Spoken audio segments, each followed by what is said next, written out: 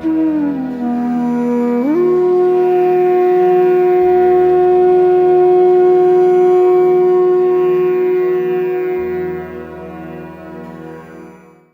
कहेंगे कि ये हमारी मन की इच्छा है, हमारा मन नहीं मानता।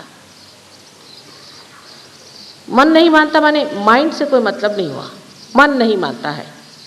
यानी कोई ऐसी चीज़ है कि जिसको हम बुद्धि से नहीं समझा सकते। अब अगर हम बुद्धि से कोई बात तर्क करें, तर्क वितर्क लगाएं बुद्धि से, तो हम कुछ भी लग के रख दें और आप सोच लीजिएगा कि यही सत्य है। जैसे एक कैपिटलिस्ट आएगा तो ऐसे आपकी खोपड़ी चाट जाएगा और आपको ऐसा समझा जाएगा कि यही सत्य है कि आप सोचेंगे कैपिटलिज्म ही सत्य है। कोई अगर कम्युनिस्ट आएगा तो आपके पीछे लग जाएगा और आपको बिल्कुल सिद्ध कर देगा कि कम्युनिज्म ही सत्य है। फिर कोई और इज्म आएगा, वो ये समझा जाएगा।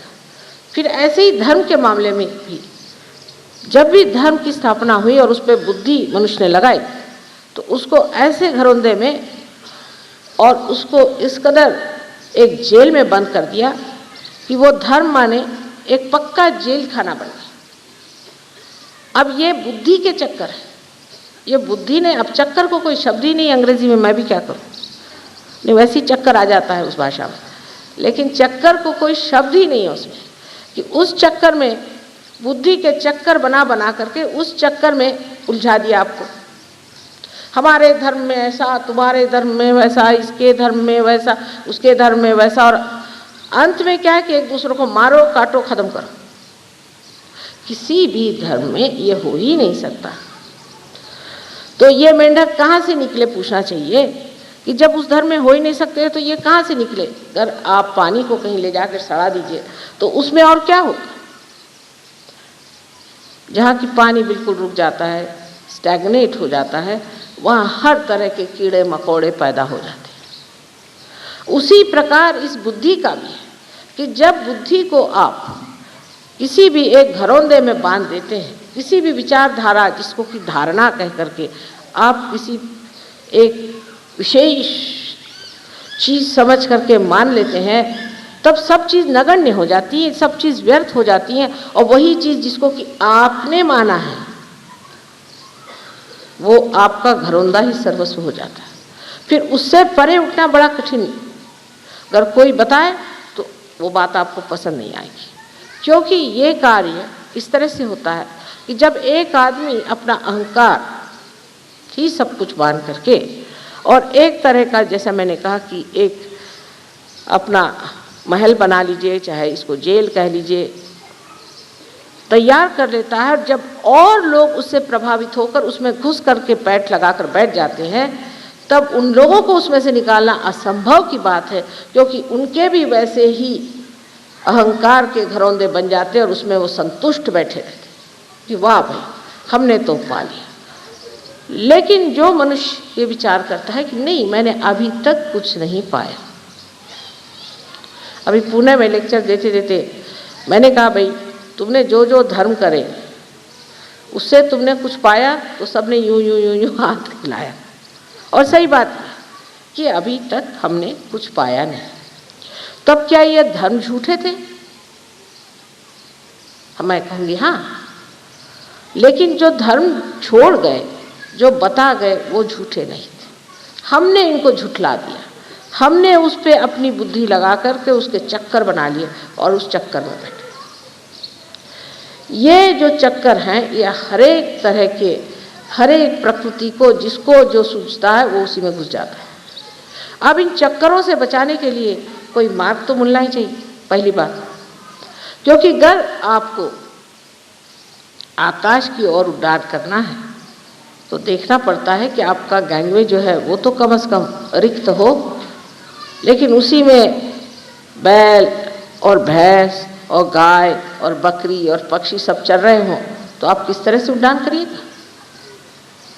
इसी प्रकार हमारा जो उत्थान का मार्ग है वो अजीब अजीब तरहों से भरा हुआ है, और जिसको कि हम मानने को तैयार नहीं होते कि ये कोई गलत चीज़ हमारे अंदर है। अब सहयोगियों के भी साथ ऐसी बात होती है, नहीं ऐसा नहीं।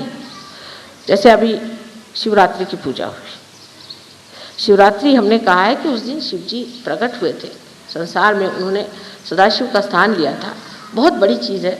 उस दिन आप उत्सव मनाओ, उस दिन कोई बड़े बाहर के दिन है, उसको खूब धूमधाम से मनाया जाए, बजाय इसके सब लोग उपवास करके आए।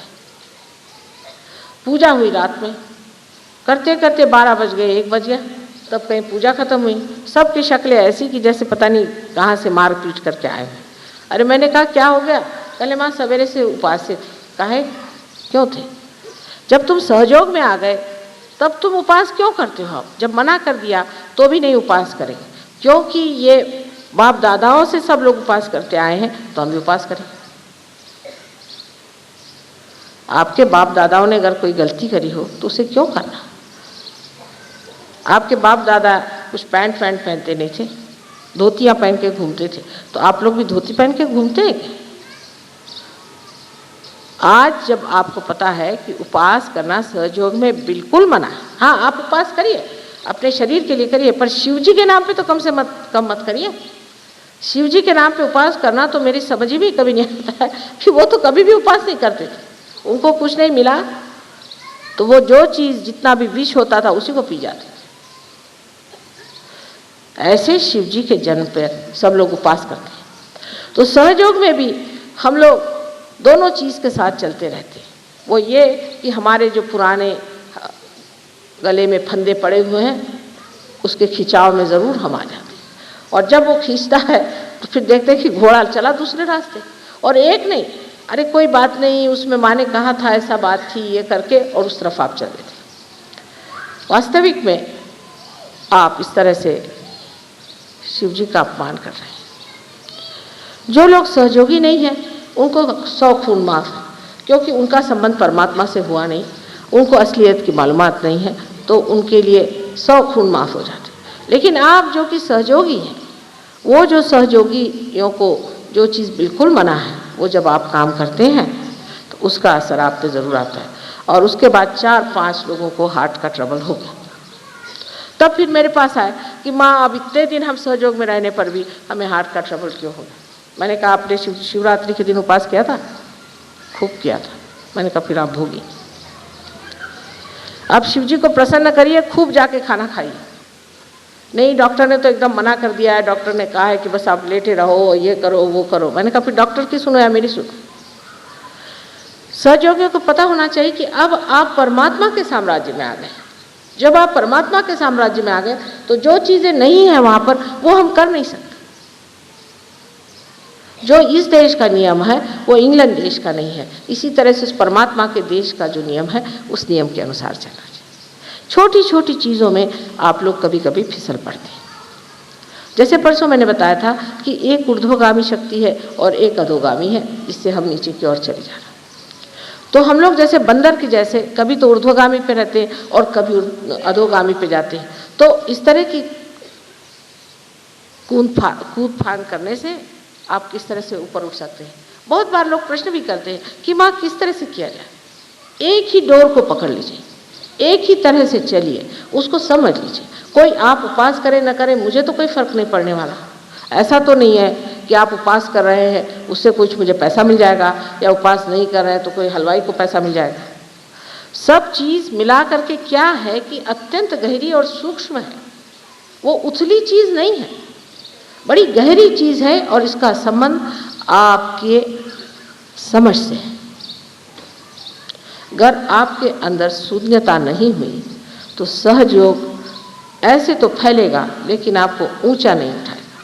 ऊंचा उठाने के लिए बहुत ज़रूरी है कि आप इसकी गहराई को पहले समझ लें। आज यहाँ पर अधिकतर सहयोगी हैं, नए लोग कुछ कम हैं। उनसे तो कुछ मैं कह नहीं रही हूँ, क्योंकि उनको कुछ कहने से वो अभी भाग खड़े हो जाएंगे कि ये तो कुछ और ही बात बता रहे हैं, हमको तो ये छोड़ना पड़ेगा, वो छोड़ना पड़ेगा, वो छोड़ना पड़ेगा। अपने आप ही छूट जाता है, अपने आप ही ये चीज़ छूट जाती है। अब वैसे देखा जाए तो बहुत से लोग हैं जिनकी अनेक बीमारियां आ जाती हैं, उनको पता भी नहीं चलता, और उनको ये भी नहीं समझ में आता कि ये बीमारी आई कैसी, कब आई। पागल खाने में जब चले जाते हैं तब पता होता है कि हम पागल हो गए। उनको पता तो होता ही नहीं आखिर तक कि हम पागल हो गए, पर लोग बाग जानते कि हो गए पागल। वजह ये है कि अगर उनकी जागृति हुई होती तो शुरुआत होते ही लेफ्ट स्वादिष्टान आज्ञा की पकड़ाते ही समझ जाएंगे कि चल रहा हूँ उसी रास्ते पर, मुझे मानसिक व्यथा होने वाली है, फ़ौरन उसको समझ में आ जाए और फ़ौरन उसका इलाज वो कर सकता है और ठीक हो सकता है। पर अगर समझ लीजिए उसने इलाज किया ही नहीं और वही रास्ते पे चलता रहा, उधर कोई ध्यान ही नहीं दिया, तो अवश्य है कि आप उसी जगह पहुँचिएगा जहाँ पहुँचना है। पहले तय कर लेना चाहिए कि हमें पहुँचना कहाँ है। हमें पहुँचना है परमात्मा के साम्राज्य। वहाँ जाने के लिए पहले इंसान में आह्लाद होना चाहिए, आनंद आना चाहिए, उत्साह होना चाहिए। मरगिल्ले लोग परमात्मा के साम्राज्य में नहीं जा सकते, उपास्य तो बिल्कुल ही नहीं जा सकते, क्योंकि वहाँ तो खाने पीने की चैन है। अभी किसी माँ को दूध देना हो तो आप उपवास करिए। अगर आपको अपनी माँ को दूध देना है तो आप कहते हैं अच्छा आज मैं खाना नहीं खाऊंगा, हो गया, फिर माँ के लिए तो सारा दिन खराब गया। और यही चीज़ है कि इतनी गलत छोटी सी चीज़ मैंने आज बताई, ऐसी बहुत सी बड़ी बड़ी चीज़ें हैं जिसको लेकर के हम उसमें उलझ जाते हैं, फिर राजनैतिक हो जाते हैं, फिर और किसी इसमें फंस जाते हैं, फिर और किसी इसमें फंस जाते हैं। आप योगी जन हैं, आपके पास असंख्य शक्तियां हैं जो कि आप स्वयं उन्हें जागरूक कर सकते हैं और उनको इस्तेमाल कर सकते हैं। लेकिन जब हम कहते हैं कि हम माँ तुमको समर्पित होते हैं, माने क्या समर्पण किया मुझे तो कुछ भी नहीं चाहिए। किस चीज़ को आप समर्पित कर रहे हैं? सोचिए कौन सी बात है जिससे आप मेरे और समर्पित कर रहे हैं।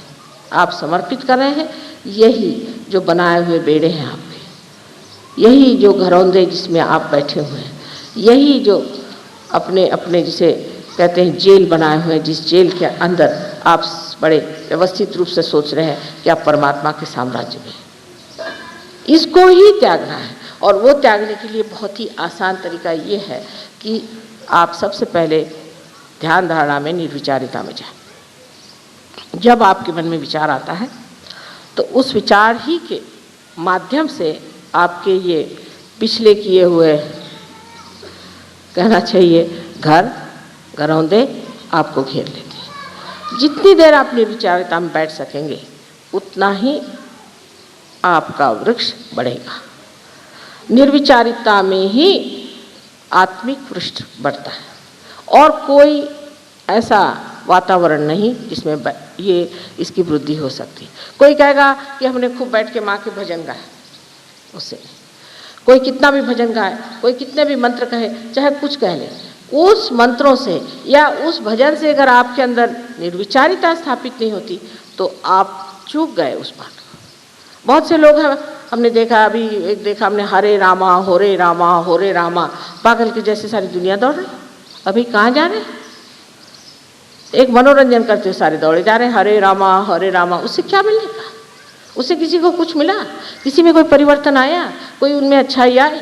सिर्फ आपने बजाय इसके कि आप इस तरह के कपड़े पहने के कुछ और कपड़े पहन लिए और रास्ते में आप दौड़ते घूम रहे हैं चिल्लाते हुए हरे रामा हरे कृष्णा। आपके अंदर कृष्ण की कोई चेतना आई है? कृष्ण की चेतना है कि आप साक्षी स्वरूप हो जाते, क्या आप साक्षी स्वरूप हो गए? फिर इस तरह की बाह्य चीज़ों में उलझ जाने से भी मनुष्य कभी कभी अपनी ऊर्ध्वगामी गति को बदल करके अधोगामी पर आ सकता है। जैसे एक छोटी सी चीज़ मैंने आपसे बताई, मनोरंजन सहयोग में मना नहीं है, लेकिन मनोरंजन ऐसा होना चाहिए कि जिससे आप में निर्विचारिता स्थापित हो। लेक्चर ऐसा होना चाहिए जिससे आप में निर्विचारिता स्थापित हो। मंत्र ऐसे कहना चाहिए जिससे आपके अंदर निर्विचारिता स्थापित हो। ध्यान ऐसा होना चाहिए जिससे आपके अंदर निर्विचारिता आनी चाहिए। कोई सा भी कार्य करते वक्त अगर आप निर्विचार हो जाएं तो सारी परमात्मा की शक्तियाँ आपके अंदर से कार्यान्वित होंगी। तो सबसे पहली बात है कि निर्विचारिता में उतरना चाहिए। लेकिन लोगों को ऐसी ही चीज़ें अच्छी लगती हैं जिसमें विचार को चालना मिले, जिसमें मनुष्य सोचता रहे, पागलों जैसे सोचता सोचता उसको समझ ले कि हाँ मैंने कितना सोचा, या पढ़ते पढ़ते एकदम ऐसा सोच ले कि हाँ मैं तो बिल्कुल महाविद्वान हूँ। इन विद्वानों के लिए परमात्मा के साम्राज्य में जगह नहीं। जगह है उन लोगों के लिए जिन्होंने अपने आत्मा को अपने चित्त पर पूरी तरह से प्रकाशित होने दिया, और उसका माध्यम एक ही है, निर्विचारिता। तो प्रथम निर्विचार समाधि को आपको स्थापित करना चाहिए। निर्विचार समाधि को प्राप्त करने के बाद आप देखते हैं कि धीरे धीरे आपके अंदर खुद ही परिवर्तन आने लग जाता है। निर्विचारिता में आप अपने को स्वयं को देखने लग जाते हैं, आपको दूसरों के अलावा अपने में ही दोष दिखाई देने लगते हैं। सर्वप्रथम जब सहयोगी लोग आते हैं बाहर से, या सर्वप्रथम जो कहना चाहिए सत्य शोधक आते हैं, तो वो यही ढूंढते रहते हैं, अरे ये सहयोगी है, ये तो ऐसा था, वो सहयोगी है, वो तो वैसा था। उन लोगों को देखकर आधे में ही मुड़ जाते हैं। सहयोग सबके लिए खुला है, सबके लिए द्वार उसके खुले हुए हैं। कोई लोग जो इसके गर्भ में हैं वो बड़े महान हैं, और कोई जो उसके परिघी में जो घूमते हैं, पेरीफेरी पे जो घूमते हैं, उनमें बहुत खराबियां भी हो सकती, पर वो भी अच्छे हो सकते हैं। तो आप उनको ही देख करके मुड़ गए तो आप कहाँ तक पहुँचे। जब आप अंदर आएंगे तब आप देखेंगे कि ये जो गर्भ में बैठे लोग हैं, इनमें कोई विशेषता है, इनमें कोई चमत्कार है, इन्होंने कुछ पाया हुआ है। तब उनको देखते हुए आप सोचें कि हमें भी कुछ पाना है और हमें भी परिवर्तन आना चाहिए। जब आप निर्विचारिता में आते हैं तो साक्षी भाव से आप अपनी ओर देखते हैं और आप फौरन जान लेते हैं, अच्छा तो मैं आजकल चालाकी कर रहा हूँ, ठीक है, बड़े चालाक बनते हैं आप अपने ही ओर देखते हैं शीशे में, वाह जनाब चालाक महाराज, क्या कहने आपके, फौरन आपकी चालाकी गिर के ज़मीन पर उसी वक्त खत्म हो जाती है। कारण जो चीज़ व्यर्थ है, जिस चीज़ से हमें एक तरह का वज़न हो जाता है, जिस चीज़ से हमारे उत्थान में रुकावट होती, वो चीज़ धीरे धीरे झड़ती जाती है। निर्विचारिता में ही आप हर चीज़ को ऐसा देख सकते हैं जिसे कहना चाहिए निरपेक्ष भाव से, जिसमें कि आपको किसी से भी लगाव नहीं हो सकता। जैसे आपका बच्चा है, आप उसे निरपेक्षता से देखें, उसके और साक्षी और रूप से देखना शुरू करें। आप देखिएगा कि ये मासूम बच्चा कितना सुंदर है, कितना अच्छा है और कितना परमात्मा को प्यारा लगता है। फिर आप देखेंगे कि उसके बोलने में, उसके चलने में, हर चीज़ में उसका जो आनंद है, जो परमात्मा ने अपने सुंदर हाथों से उसमें भरा हुआ है, उसकी एक एक चीज़ में, इतनी छोटी छोटी चीज़ में, उसके चलने में, बोलने में, हंसने में आपको दिखाई देगा कि किस कदर वो बिल्कुल परमात्मा का ही बनाया हुआ कोई रूप है। लेकिन ये न हो ये मेरा बच्चा है, फिर तूने ऐसा किया, उसको दो झापड़ मारी, फिर तू ऐसा गया वैसा किया, उसका जितना भी आनंद उठाने का खत्म। निर्विचारिता में आप बैठने से बच्चा भी आपको समझ सकता है, और बच्चा ये सोचेगा कि देखिए ये तो मुझे देख रहे हैं और मैं भी इनको देख रहा हूँ, और धीरे धीरे निर्विचारिता की शक्ति जो है उसमें प्रकट होकर के उसको भी आत्म साक्षात्कार हो सकता है। तो तटस्थता जिसे कहते हैं कि तटस्थ होकर के निर्विचारिता में आप दूसरों की ओर नज़र करें। सहयोग में जब आप प्रवेश करते हैं तो सर्वप्रथम तटस्थ होना चाहिए। जैसे कि एक साइंटिस्ट जब किसी कॉलेज में जाता है शुरू में, तो वो तटस्थ होकर जाता है कि देखें आगे है क्या। लेकिन अगर शुरू ही से आप बहुत अक्लमंद हैं तो आपके आगे सहयोग कहता अच्छा माफ़ करिए, आप जाइए अपने अकल को लेकर। अब जो इन लोगों ने कहा कि आपको बुद्धि से परे उठना चाहिए, सो कहना बात ठीक है, बुद्धि से परे उठना चाहिए, पर कैसे? बुद्धि का असर सारा अपने आज्ञा चक्र पे आता है, और आज्ञा चक्र पे आया हुआ असर निकालने के लिए भी इलाज निर्विचारिता है। बुद्ध ने तो सिर्फ कहा था कि आप अपनी आत्मा ही को प्राप्त करो, बाकी सब बात छोड़ो, भगवान की बात छोड़ो, कोई बातें मत करो, निरीश्वरवाद की बात करी उन्होंने कहा छोड़ दीजिए। सिर्फ परमात्मा को पाने की बात करने से अच्छा है सिर्फ अपने आत्मानुभव को ही आप प्राप्त करो, बस और कोई बात नहीं करना। वजह ये थी कि और लंबी चौड़ी बात करने में ऐसे लोग मुझको भी पूछते हैं कि माँ हम भगवान कब होंगे? भाई हो जाओगे, हो जाएंगे ना? हाँ हो जाओगे, कब? उसकी कोई तारीख लिखे तो दी नहीं मुझे कि कब हो गए।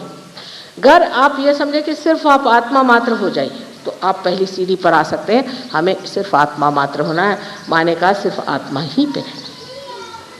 पहले आत्मा तो हो जाइए, फिर आगे की हम लोग बात करेंगे। लेकिन जबकि आप बहुत ज़्यादा पढ़े लिखे हैं तो और भी आप सोचते हैं कि हम एकदम से ही बड़े भारी कोई शंकराचार्य हो जाए, तो हो नहीं सकता। आदि शंकराचार्य होने के लिए सहयोग में आते ही सारे गुण नहीं आ जाएंगे, लेकिन पहली सीढ़ी कि जिसको आत्मानुभव है उसे आप प्राप्त करें। आत्मानुभव के लिए फिर वही बात आ गई कि निर्विचारिता में उतरना पड़ेगा। अब ये दिल्ली शहर आपका ऐसा है कि मैं आई तब से राइट स्वाधिष्ठान ऐसे ज़ोर से चल रहा था, मेरे से बैठा तक नहीं गया। इसका मतलब यहाँ लोग सोचते ज़्यादा हैं, करते कुछ नहीं। कम से कम कुछ करेंगे तो जो सोचने की जो गर्मी है वो करने में निकल जाएगी। लेकिन करते कुछ नहीं, ज़्यादा सोचते हैं, प्लानिंग ये वो। अब इतना प्लानिंग यहाँ होता है और देश का हाल देखिए तो समझ में नहीं आता कि कौन से देश में हम बैठे हैं, उसी में जिसमें इतना प्लानिंग होता है। वजह ये है कि जब आप कुछ सोचते भी हैं, जब तक उस पर आप कार्यान्वित नहीं होते, उस सोचने का अर्थ क्या रहता है सिवाय इसके कि अपना शरीर फिर जाए। और ये राइट स्वाधिष्ठान की पकड़ इतनी ज़्यादा यहाँ है कि शुरू से मैं जब से दिल्ली आ रही हूँ देखती हूँ कि राइट स्वाधिष्ठान यहाँ बहुत ज़्यादा पकड़ता है। इसका कारण यहाँ अखबार है, यहाँ पर लोग हमेशा पॉलिटिक्स की बातें करते रहते हैं। यहाँ अभी कोई पॉलिटिक्स पद पे थे, कुछ उतर गए तो वो और ज़्यादा बोलते हैं, उनको कुछ और मिल गए, फिर इधर से वो हो गए, कुछ होते ही रहता है यहाँ पे। ऐसे ही कोई लोग सिंहासन पे बैठे हैं, कोई सिंहासन से नीचे बैठे हैं, कोई सिंहासन पे चढ़ रहे हैं, कोई सिंहासन से उतरे हुए आपस में इधर उधर दोस्ती कर रहे हैं। एक का दूसरे से झगड़ा होगा तो वो तीसरे से जाके मेल मुलाकात कर रहे हैं। ये सब बेवकूफ़ी का काम वो लोग कर रहे हैं, बिल्कुल महा बेवकूफ़ी, समय बर्बाद कर रहे हैं। कोई किसी को याद नहीं करने वाला, इससे कोई आनंद की चीज़ तो पाई नहीं, कोई विशेष चीज़ तो पाई नहीं। लेकिन वो घोड़े दौड़ाने की आदत जिसको हो जाती है वो छूटती नहीं, फिर वो एक तरह का घरौंदा होगा। उसके लिए भी यही सोचना चाहिए कि जब ये सब व्यर्थ चीज़ है, सब इसमें कोई समय बर्बाद करना है तो एक कोने पे खड़े होकर देखें कि पागलों जैसे ये क्या अपने समय को बर्बाद कर रहे हैं। अगर आपने ये समझ लिया तो सोच लीजिए कि आप में अब धीरे धीरे साक्षी भाव शुरू हो रहा है। साक्षी भाव में मनुष्य किसी भी उलझनों में फंसता नहीं, कोई भी उलझन आती है उसकी और देखता मात्र है। शुरू में ज़रूर लगता है कि मैं वहीं खड़ा हूँ। जैसे आज मैं डॉक्टर साहब को समझा रही थी कि अगर आप किसी भीड़ से गुजर करके किसी पहाड़ी पर पहुँच जाए और उस पहाड़ी पर से आप भीड़ की ओर देखें तो कहीं अगर ज़ोर से ब्रेक लगा कुछ लगा तो आपको लगता है कि आप ही वहाँ, तो आप ज़रा दचक जाएंगे। लेकिन जब आप जान जाएंगे अरे मैं तो पहाड़ी पे बैठा हूँ, मुझे तो देखना मात्र है, तब आप नहीं दचके। यह स्थिति आने के लिए इसे ही निर्विकल्प स्थिति कहते हैं। इस स्थिति में मनुष्य जो है वो कुछ भी देखता है, जानता है, तो भी वो विक्षुब्ध नहीं होता, शांत देखते रहता है। अब लोग कहेंगे ऐसी शांति में क्या अर्थ है? अगर ऐसे आदमी शांत हो जाए तो फिर लड़ाई कोई न करे, कुछ न कहे तो विरोध कैसा हो? ऐसे मनुष्य की शांति परमाणु के आपके बम से भी बढ़ के तेजस्वी होती है और बड़ी कार्य करती है। इसके कार्य की आपको महिमा मैं क्या बताऊं कि एक ऐसा शांत पुरुष किसी भी ऐसे स्थान में चला जाए जहाँ गड़बड़ी हो रही, एकदम से वहाँ बदल आ जाएगा। लेकिन वो पुरुष उस स्थिति में होना चाहिए जहाँ वो शांति पूरी तरह से अपने चारों तरफ उसकी प्रभा फैला सके, सब लोग एकदम से अवाक होकर शांत हो सकते। जितनी हड़बड़ी मची वो एकदम से जा कर के एक व्यवस्थित रूप से ठीक हो सकती।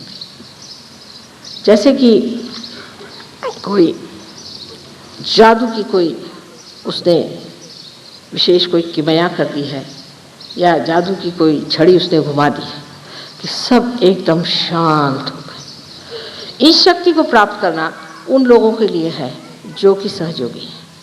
आज हम देखते हैं हर जगह शांति के फाउंडेशन बन रहे हैं, शांति का ये है, शांति का वो है। इससे शांति कैसे हो सकती है? शांति तो हमारे अंदर चीज़ है। अब मनुष्य जो खुद कहेगा मैंने तो शांति पा ली, पर दूसरा कैसे शांति पाएगा? दूसरा शांति पाता है आपकी शांति से प्रभावित होकर के। वो प्रभाव बुद्धि से नहीं होता है, वो प्रभाव अंदर ही अंदर प्रकाशित हो करके दूसरों को भी प्रकाशित करता है और इसी प्रकार मनुष्य शांत हो जाता है। अब सहयोग में आप जानते हैं कि हर तरह के लोग आते हैं, कोई बड़े ही वायलेंट, कोई बड़े गुस्सेले, कोई बहुत ज़्यादा क्रोधी, कोई क्रांतिकारी और बहुत ज़्यादा लड़ने वाले, हर तरह के लोग मैंने देखे। लेकिन सहयोग में आने के बाद धीरे धीरे वो शांत होते जाते हैं। पर इसका मतलब नहीं कि वो डरपोक हो जाते हैं, इसका मतलब ये नहीं कि वो कायरता से भागते हैं, नहीं, एक अपने हिम्मत से खड़े रहते हैं और उनको देख करके बाकी सब शांत हो जाते हैं। एक चीनी कहानी है, बड़ी अच्छी, चीनी कहानियाँ बहुत अच्छी होती है। इसमें से एक कहानी ऐसी है कि वहाँ पर मुर्गे लड़ाए जाते थे पहले। तो एक राजा ने सोचा कि एक बड़ा अच्छा साधु है जिसके पास लोग जाने से बड़े बलवान हो जाते हैं, समर्थ हो जाते हैं, तो उन्होंने वो 2 मुर्गे ले जा करके उनको दे दिए कि इनको आप ट्रेन करिए और जब इनकी लड़ाई होगी तब हम आपसे ले जाएंगे। तो वो मुर्गे उनके पास चले गए। 1 महीने बाद राजा आए, उनका अच्छा दे दीजिए इन मुर्गों को। तो ये मुर्गे अपने शान से ऐसे खड़े हुए, बस राजा ने उनको उठाया और ले गए और उस प्रांगण में छोड़ दिया जहाँ पर लड़ाई होने वाली थी। सब मुर्गे उसमें घुस गए। अब वो सब मुर्गे आपस में लड़ने लगे, ये अपने दोनों यूं ही खड़े। सब लड़ते लड़ते उनको देख करके हैरान हुए कि ये तो लड़ते ही नहीं। और जब भी उनके ऊपर वो सोचे कि हम इनको लड़वाएं तो बस यूं ही देखते रहे। सब मुर्गे हार करके चले गए, यही 2 वहाँ पर खड़े रहे। इस कहानी का आशय यह है कि जब मनुष्य शांति के सागर में पूरी तरह से विद्यमान होता है तो जैसे कमल पुष्प के जैसे उसके सुगंध से लोग सुरभित होकर के शांतमय हो जाते हैं, पूर्णतया उनके अंदर शांति आ जाती है। इससे बढ़ के और क्या शक्ति शांति की हो सकती है। क्षमा की शक्ति भी बहुत ज़बरदस्त है। आप लोग भी क्षमा करना सीखिए। सहयोग में मैं देखती हूँ कि लोग क्षमा बहुत कम करते हैं। क्षमा करना सीखिए। क्षमा किए बगैर तो आप किसी भी तरह से अपने से पार नहीं आ सकते। जैसे कि किसी ने आपको तकलीफ दी, अब आपने उसे क्षमा नहीं किया तो क्या किया? कुछ भी नहीं किया। क्षमा नहीं किया माने क्या किया? कुछ भी नहीं किया। और क्षमा किया माने भी कुछ नहीं किया वैसे देखा जाए तो।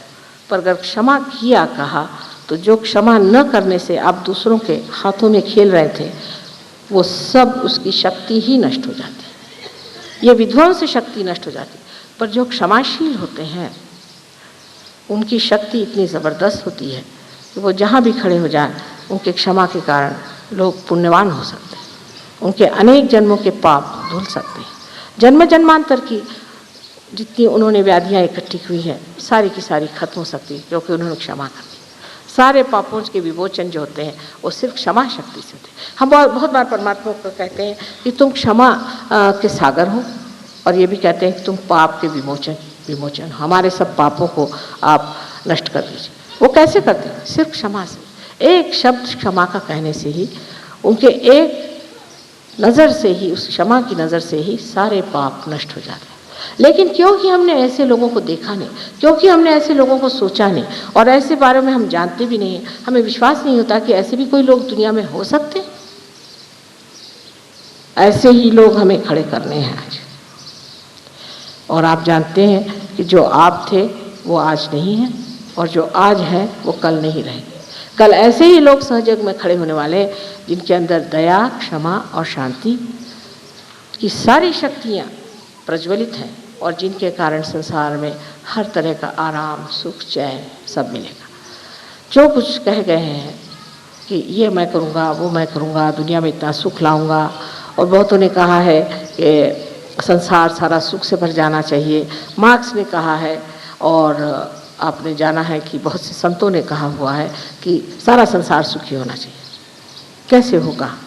एक ही तरीका है, जब मनुष्य अपने उत्थान में कुंडलिनी की जागृति पाएगा तो उसकी मानसिक, बौद्धिक, शारीरिक, सांपत्तिक इतना ही नहीं पर पूरी तरह से उसकी इस कदर परिवर्तनशील शक्ति हो जाएगी कि वो हर चीज़ को बदल सकता है। हर चीज़ को बदल देगा। कोई आफत आई तो उसको बदल देगा, कोई लहर आई तो उसको बदल देगा, कोई पहाड़ आए तो उसको टर सकता है। ये महान शक्ति आपके अंदर कुंडलिनी के द्वारा आ सकती है क्योंकि आपने अपने आत्मा को प्राप्त किया। इसलिए इस शक्ति को प्राप्त करने के लिए जो छोटे छोटे नियम सहयोग के हैं उनको करना चाहिए। अपने को पहले माफ़ करें, अपने को पहले प्रेम करें, अपने गौरव को पहले जानें। जो अपने गौरव को जानता है वो छोटी और ओछी बातें नहीं करता, वो गिरावट की बातें नहीं करता, वो शराब पी कर के रास्ते में नहीं गिरता, वो बहकी हुई बातें नहीं करता। उसके अंदर अपना गौरव है और ऐसे गौरवशील लोग आपको होना चाहिए।